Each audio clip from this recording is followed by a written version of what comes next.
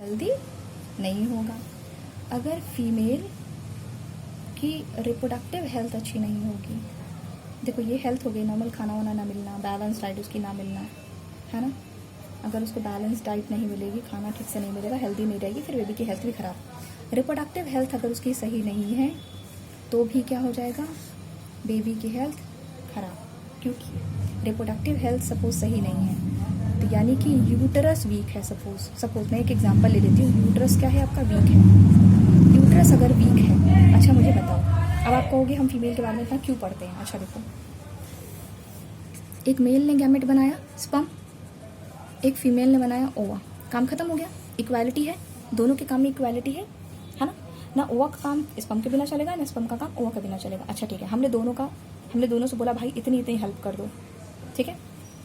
लेकिन मेल का रोल इतने के बाद ख़त्म। अब मेल का कोई यहाँ पे काम नहीं है। अगर आपने स्पर्म दे दिया उसके बाद आपके पास कोई काम नहीं है। लेकिन फीमेल के पास ऐसा नहीं है। फीमेल की बॉडी में ही फ्यूजन होगा, फीमेल की बॉडी में ही फर्दर डेवलपमेंट होगी, है ना। अगर अच्छी डाइट नहीं हुई और चीज़ों का ध्यान ना रखा गया तो बच्चा क्या हो सकता है, बच्चा हो सकता है डिलीवरी ना हो और पैदा होने से पहले उसकी क्या हो जाए, डेथ हो जाए। कुछ भी हो सकता है, किसी भी तरीके की कंडीशन आ सकती है। यानी कि अगर आपको एक बेबी चाहिए तो उसका सारा डिपेंडेंसी किसके ऊपर होती है, एक फ़ीमेल के ऊपर होती है। इसलिए ये बहुत ज़्यादा ज़रूरी है कि फ़ीमेल की हेल्थ हर हालत में अच्छी हो, ठीक है।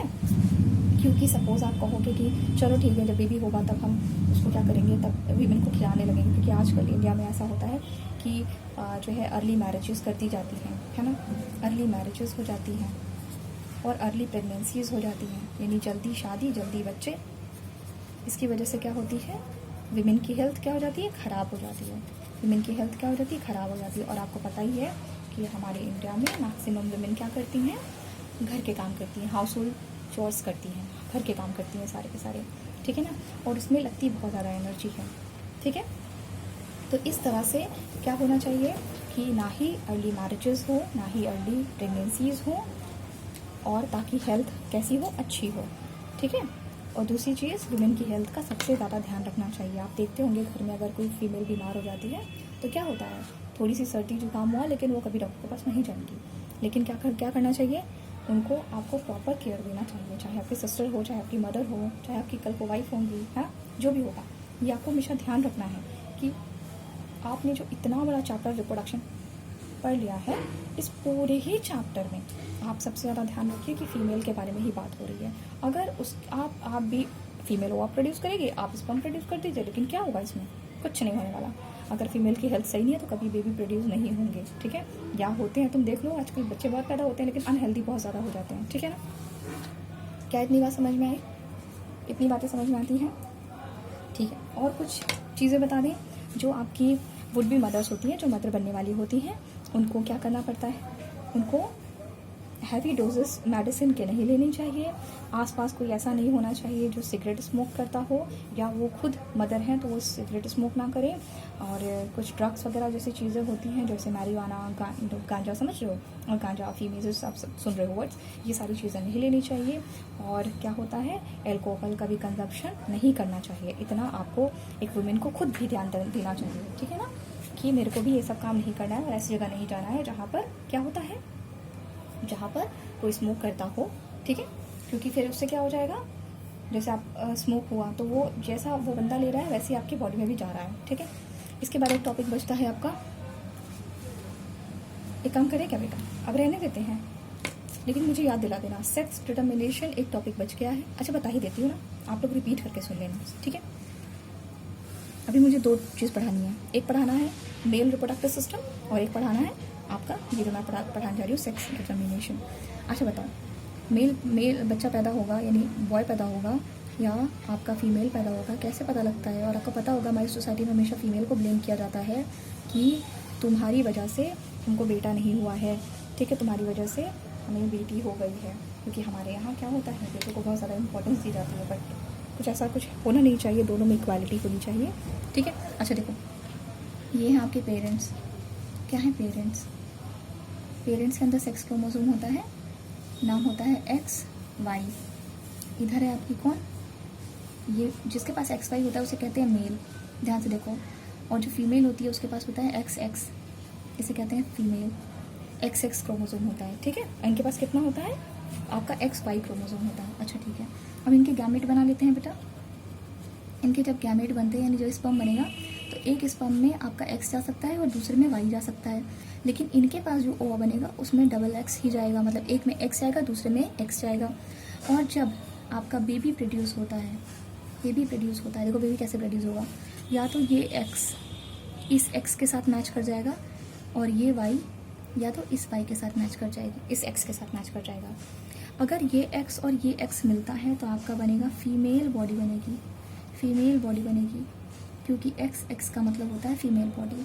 और इधर क्या होता है Y और X मिल गया तो क्या हो जाएगा, Y और X के मिलने से क्या बन जाएगी, मेल बॉडी बन जाएगी। तो आप देख पा रहे हो कि लड़की के पास क्या है, XX ही है और Y से डिटरमाइन हो रहा है कि आपकी मेल बॉडी बन रही है, यानी कि जो भी जो आपके बेबी होता है, बेबी का जो सेक्स होता है कि वो फीमेल होगा कि मेल होगा, वो किस पर डिपेंड करता है, वो एक फादर पे डिपेंड करता है कि उसका बच्चा क्या होने वाला है, मेल होने वाला है कि फीमेल होने वाला है। तो बच्चों पे जो ये जो बच्चों के जो सेक्स को लेकर के जो ब्लेम किया जाता है वुमेन को, वो गलत होता है, ठीक है। क्योंकि आप देख रहे हो साइंटिफिकली जो लोग साइंस नहीं पढ़ते उनको ये सब बिल्कुल नहीं पता होता, ठीक है। अच्छा आगे चलो, सेक्स डिटर्मिनेशन क्या है, it's a process of determination, it is the process of determination, और कह सकते हो to determine the sex of an individual is called, to determine the sex of an individual is called sex determination, ठीक है। ये हो गई definition आपकी, क्लियर होगी बात। ये एक छोटा सा टॉपिक था, ये रह गया था, ये हमने करवा दिया। 40 मिनट्स हो चुके हैं। अच्छा अब मुझे आपको 1 मिनट में एक टॉपिक और पढ़ाना है, ध्यान से सुन लो, रिपीट में सुन लेना, क्योंकि इसके बाद आपके पास क्या रहेगा, संडे रहेगा और बहुत सारी चीज़ें रहेंगी। रुक जाओ ज़रा सा, रुक जाओ। मैंने आपको कहा था कि मैं आपको पढ़ाऊंगी। ये देखो, ये आपका क्या है, ऐसे दिखाती हूँ, पहले हाफ करके दिखा देती हूँ। दिख रहा है कुछ पूरा ही दिख रहा है, आई थिंक पूरा ही दिख रहा है, ठीक है। रिटन पोर्शन नहीं दिख रहा है, इसकी मैं फोटो आपको सेंड कर दूंगी। ये आपका क्या है, मेल रिप्रोडक्टिव सिस्टम है, ठीक है। अच्छा देखो ध्यान से देखो, ये रहा टेस्टिस, येलो वाला टेस्टिस है। अब देखो एक पाइप ऐसे करके आ रहा है, पाइप ऐसे करके आ रहा है, ठीक है। ये कहाँ आ रहा है, बाहर आ रहा है ना। अच्छा एक चीज़ और जान लो कि जो फीमेल में यूरेथ्रा वाला पॉइंट होता है, यानी आपका जो यूरिनेशन का पॉइंट होता है, और जो इजाकुलेशन, सीमेन को इजाकुलेट करने का जो एक जगह होती है वो कॉमन होती है, सेम होती है, ठीक है ना। वो आपके यूरेथ्रा से ही होके जाती है। अच्छा देखो, यूरिनरी ब्लैडर में क्या होता है, यूरिनरी ब्लैडर में आपका स्टोर होता है यूरिन। अब देखो यूरिन स्टोर होने के बाद भी देखो इसी पाइप में मिल गया, यानी आपको यूरिन भी पास करना है तो आपको यहाँ से आना पड़ेगा, सेम रास्ता, ठीक है। अच्छा देखो, टेस्टिस में क्या फॉर्म होगा, आपका स्पर्म फॉर्म होगा, लेकिन उसको अभी जाने का रास्ता क्या, यहाँ से आके ये देखो कॉमन रास्ता, बात समझ रहे हो, ठीक है। अब देखो प्रोस्टेट ग्लैंड क्या करता है, प्रोस्टेट ग्लैंड पहली बात तो एक होता है, एक ही ग्लैंड होता है ये, ठीक है। बाकी सबके 2 पेयर होते हैं, यहाँ पे दिख नहीं रहे हैं लेकिन 2 पेयर हैं, ठीक है। तो प्रोस्टेट ग्लैंड में क्या होता है कि ये अल्कलाइन फ्लूइड जनरेट करता है, ये मैं आपको पूरी पिक्चर दे दूंगी। तो क्या हो जाएगा, ये जब यहाँ से फ्लूइड, यहाँ से आपका क्या आ रहा है, आपका स्पर्म आ रहा है, तो यहाँ पर क्या हो जाएगा, देखो व्यास डिफरेंस ने स्पर्म को कैरी किया हुआ है, यहाँ से ऐसे करके आ रहा है, ठीक है। फिर इसमें रास्ते में क्या मिला आपको, प्रोस्टेट ग्लैंड में, प्रोस्टेट ग्लैंड ने अपना कुछ सिक्रेशन इसमें डाल दिया, ठीक। इसी तरह आपको सेमेनल वेसिकल मिला, ये इसने भी क्या किया, इसने अपना सिक्रेशन इसी पाइप में डाल दिया। आगे चलो, कॉपर ग्लैंड भी अपना सिक्रेशन इसी पाइप में डाल देगा, फिर पूरा मिक्सचर मिल जाएगा, यानी स्पर्म प्लस आपका ये लिक्विड है ना, ये जो आपका लिक्विड है, ये टोटल मिला के क्या हो जाएगा, ये आपके इसको पूरा बोलते हैं, आपका सीमेन बोलते हैं, ठीक है। तो यानी देखो अब ये क्या हो जाएगा, आगे यहाँ से यूरेथ्रा से होते हुए आपका सीमेन इजाकुलेट हो जाएगा, यानी बाहर निकल जाएगा। क्लियर होगी बात, सिंपल सी बात है। ये आपको मैं इमेज खींच के दे दूंगी, आप मुझे बताना अपनी डाउट में कि मुझे आपको क्या क्या इसमें समझ में नहीं आया, ठीक है। आपके पास काफ़ी हद तक टाइम है, इसीलिए ये आपको मैं लास्ट में दे रही हूँ, और इसको आप अकेले आराम से 1 हफ्ते में कंप्लीट कर लीजिएगा। क्लियर होगी बात, चलो okay, thank you so much class.